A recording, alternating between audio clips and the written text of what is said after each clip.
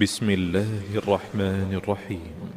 الحمد لله الذي أنزل على عبده الكتاب ولم يجعل له عوجا قيما لينذر بأسا شديدا من لدنه ويبشر المؤمنين الذين يعملون الصالحات أن لهم أجرا حسنا ماكثين فيه أبدا وينذر الذين قالوا اتخذ الله ولدا ما لهم به من علم ولا لآبائهم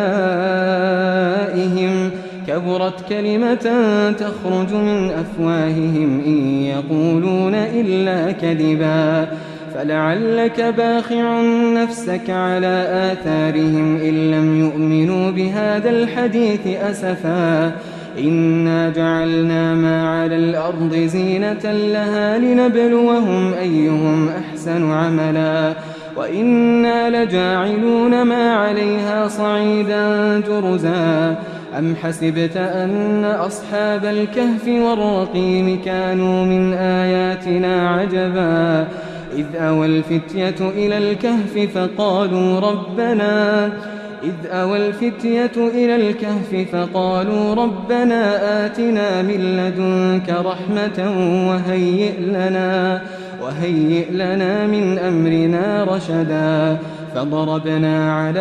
آذانهم في الكهف سنين عددا ثم بعثناهم لنعلم أي الحزبين أحصى لما لبثوا أمدا نحن نقص عليك نبأهم بالحق إنهم فتية آمنوا بربهم وزدناهم هدى وربطنا على قلوبهم إذ قاموا فقالوا ربنا رب السماوات والأرض لن ندعو من دونه إلها لقد قلنا إذا شططا هؤلاء قومنا اتخذوا من دونه آلهة لولا يأتون عليهم بسلطان بين فمن أظلم ممن افترى على الله كذبا وإذ اعتزلتموهم وما يعبدون إلا الله فأووا إلى الكهف ينشر لكم ربكم من رحمته ويهيئ لكم من أمركم مرفقا وترى الشمس إذا طلعت تزاور عن كهفهم ذات اليمين وإذا غربت تقرضهم ذات الشمال وهم في فجوة منه ذلك من آيات الله من يهد الله فهو المهتد ومن يضلل فلن تجد له وليا مرشدا وتحسبهم أيقاظا وهم رقود ونقلبهم ذات اليمين وذات الشمال وكلبهم باسط ذراعيه بالوصيد لو اطلعت عليهم لوليت منهم فرارا ولملئت منهم رعبا وكذلك بعثناهم ليتساءلوا بينهم قال قائل منهم كم لبثتم قالوا لبثنا يوما أو بعض يوم قالوا ربكم أعلم بما لبثتم فابعثوا أحدكم بورقكم هذه إلى المدينة فلينظر أيها أزكى طعاما فليأتكم برزق منه وليتلطف ولا يشعرن بكم أحدا إنهم إن يظهروا عليكم يرجموكم أو يعيدوكم في ملتهم ولن تفلحوا إذن أبدا وكذلك أعثرنا عليهم ليعلموا أن وعد الله حق وأن الساعة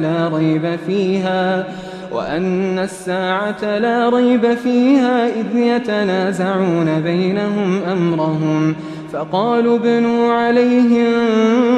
بنيانا ربهم أعلم بهم قال الذين غلبوا على أمرهم لنتخذن عليهم مسجدا سيقولون ثلاثة رابعهم كلبهم ويقولون خمسة سادسهم كلبهم رجما بالغيب ويقولون سبعة وثامنهم كلبهم قل ربي أعلم بعدتهم ما يعلمهم إلا قليل فلا تمار فيهم إلا مراء ظاهرا ولا تستفت فيهم منهم أحدا ولا تقولن لشيء إني فاعل ذلك غدا إلا أن يشاء الله واذكر ربك إذا نسيت وقل عسى أن يهديني ربي لأقرب من هذا رشدا ولبثوا في كهفهم 300 سنين وازدادوا 9 قل الله أعلم بما لبثوا له غيب السماوات والأرض أبصر به وأسمع ما لهم من دونه من ولي ولا يشرك في حكمه أحدا واتل ما أوحي إليك من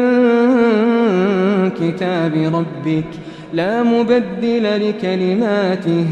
ولن تجد من دونه ملتحدا واصبر نفسك مع الذين يدعون ربهم بالغداة والعشي يريدون وجهه ولا تعد عيناك عنهم تريد زينة الحياة الدنيا ولا تطع من أغفلنا قلبه عن ذكرنا واتبع هواه وكان أمره فرطا وقل الحق من ربكم فمن شاء فليؤمن ومن شاء فليكفر إنا أعتدنا للظالمين نارا أحاط بهم سرادقها وإن يستغيثوا يغاثوا بماء كالمهل يشوي الوجوه بئس الشراب وساءت مرتفقا إن الذين آمنوا وعملوا الصالحات إنا لا نضيع أجر من أحسن عملا أولئك لهم جنات عدن تجري من تحتهم الأنهار يحلون فيها من أساور من ذهب ويلبسون ثيابا خضرا من سندس واستبرق متكئين فيها على الأرائك نعم الثواب وحسنت مرتفقا واضرب لهم مثل الرجلين جعلنا لأحدهما جنتين من أعناب وحففناهما بنخل وجعلنا بينهما زرعا كلتا الجنتين آتت أكلها ولم تظلم منه شيئا وفجرنا خلالهما نهرا وكان له ثمر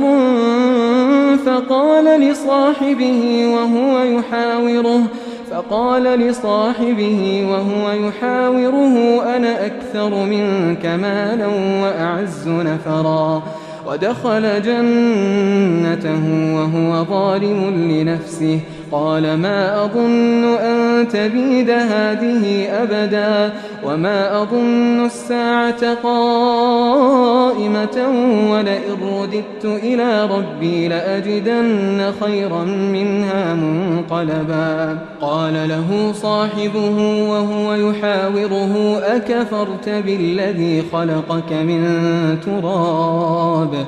أكفرت بالذي خلقك من تراب ثم من نطفة ثم سواك رجلا لكن هو الله ربي ولا أشرك بربي أحدا ولولا إذ دخلت جنتك قلت ما شاء الله لا قوة إلا بالله إن ترني أنا أقل منك مالا وولدا فعسى ربي أن يؤتيني خيرا من جنتك ويرسل عليها حسبانا من السماء فتصبح صعيدا زلقا أو يصبح ماؤها غورا فلن تستطيع له طلبا وأحيط بثمره فأصبح يقلب كفيه على ما أنفق فيها وهي خاوية على عروشها ويقول يا ليتني لم أشرك بربي أحدا ولم تكن له فئة ينصرونه من دون الله وما كان منتصرا هنالك الولاية لله الحق هو خير ثوابا وخير عقبا واضرب لهم مثل الحياة الدنيا كماء إن أنزلناه من السماء فاختلط به نبات الأرض فأصبح هشيما تذروه الرياح وكان الله على كل شيء مقتدرا المال والبنون زينة الحياة الدنيا والباقيات الصالحات خير عند ربك ثوابا وخير أملا ويوم نسير الجبال وترى الأرض بارزة وحشرناهم فلم نغادر منهم أحدا وعرضوا على ربك صفا لقد جئتمونا كما خلقناكم أول مرة بل زعمتم أن لن نجعل لكم موعدا ووضع الكتاب فترى المجرمين مشفقين مما فيه ويقولون يا ويلتنا ما لهذا الكتاب لا يغادر صغيرة ولا كبيرة إلا أحصاها ووجدوا ما عملوا حاضرا ولا يظلم ربك أحدا وإذ قلنا للملائكة اسجدوا لآدم فسجدوا إلا إبليس كان من الجن ففسق عن أمر ربه أفتتخذونه وذريته أولياء من دوني وهم لكم عدو بئس للظالمين بدلا ما أشهدتهم خلق السماوات والأرض ولا خلق أنفسهم وما كنت متخذ المضلين عضدا ويوم يقول نادوا شركائي الذين زعمتم فدعوهم فلم يستجيبوا لهم وجعلنا بينهم موبقا ورأى المجرمون النار فظنوا أنهم مواقعوها ولم يجدوا عنها مصرفا ولقد صرفنا في هذا القرآن للناس من كل مثل وكان الإنسان أكثر شيء جدلا وما منع الناس أن يؤمنوا إذ جاءهم الهدى ويستغفروا ربهم إلا أن تأتيهم سنة الأولين أو يأتيهم العذاب قبلا وما نرسل المرسلين إلا مبشرين ومنذرين ويجادل الذين كفروا بالباطل ليدحضوا به الحق واتخذوا آياتي وما أنذروا هزوا ومن أظلم ممن ذكر بآيات ربه فأعرض عنها ونسي ما قدمت يداه إنا جعلنا على قلوبهم أكنة أن يفقهوه وفي آذانهم وقرا وإن تدعهم إلى الهدى فلن يهتدوا إذا أبدا وربك الغفور ذو الرحمة لو يؤاخذهم بما كسبوا لعجل لهم العذاب بل لهم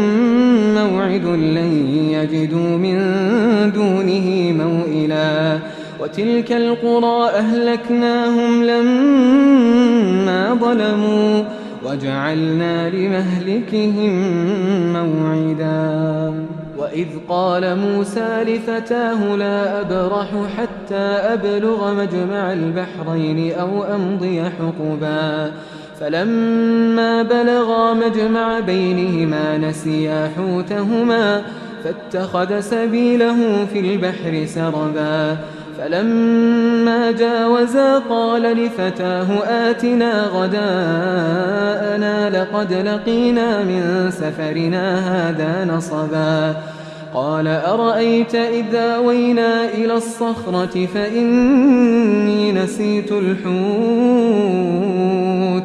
وما أنسانيه إلا الشيطان أن أذكره واتخذ سبيله في البحر عجبا قال ذلك ما كنا نبغي فارتدا على آثارهما قصصا فوجدا عبدا من عبادنا آتيناه رحمة من عندنا وعلمناه من لدنا علما قال له موسى هل أتبعك على أن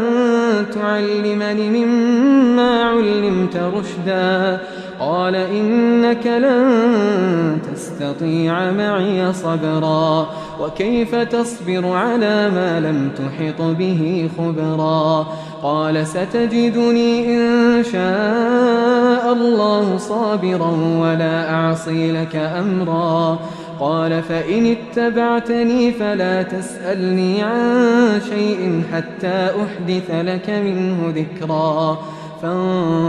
فانطلقا حتى إذا ركبا في السفينة خرقها قال أخرقتها لتغرق أهلها لقد جئت شيئا إمرا قال ألم أقل إنك لن تستطيع معي صبرا قال لا تؤاخذني بما نسيت ولا ترهقني من أمري عسرا فانطلقا حتى إذا لقيا غلاما فقتله قال أقتلت نفسا زكية بغير نفس لقد جئت شيئا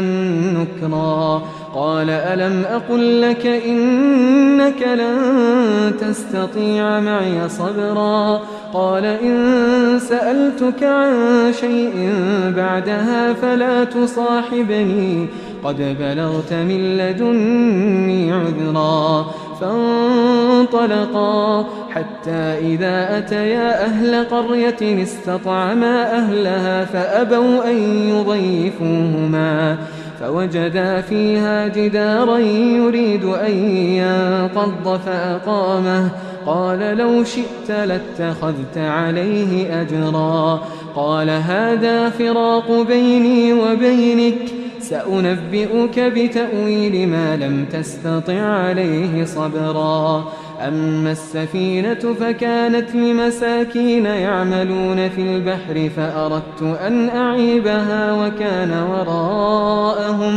وكان وراءهم ملك يأخذ كل سفينة غصبا وأما الغلام فكان أبواه مؤمنين فخشينا أن يرهقهما طغيانا وكفرا فأردنا أن يبدلهما ربهما خيرا منه زكاة وأقرب رحما وأما الجدار فكان لغلامين يتيمين في المدينة وكان تحته كنز لهما وكان أبوهما صالحا فأراد ربك أن يبلغا أشدهما ويستخرجا كنزهما رحمة من ربك وما فعلته عن أمري ذلك تأويل ما لم تسطع عليه صبرا ويسألونك عن ذي القرنين قل سأتلو عليكم منه ذكرا إنا مكنا له في الأرض وآتيناه من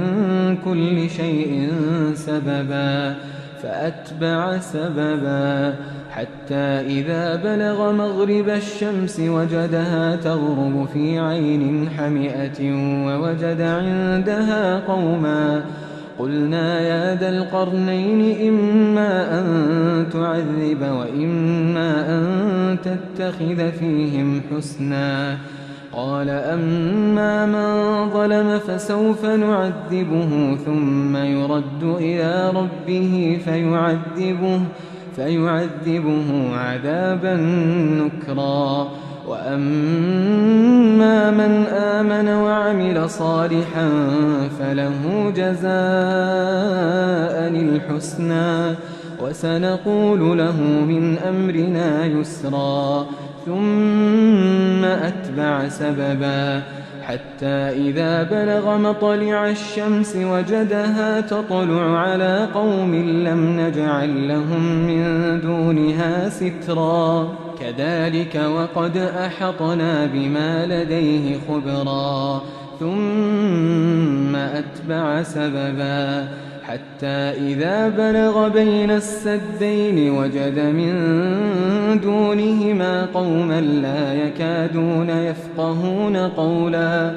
قالوا يا ذا القرنين إن يأجوج ومأجوج مفسدون في الأرض فهل نجعل لك خرجا على أن تجعل بيننا وبينهم سدا قال ما مكني فيه ربي خير فأعينوني بقوة أجعل بينكم وبينهم ردما آتوني زبر الحديد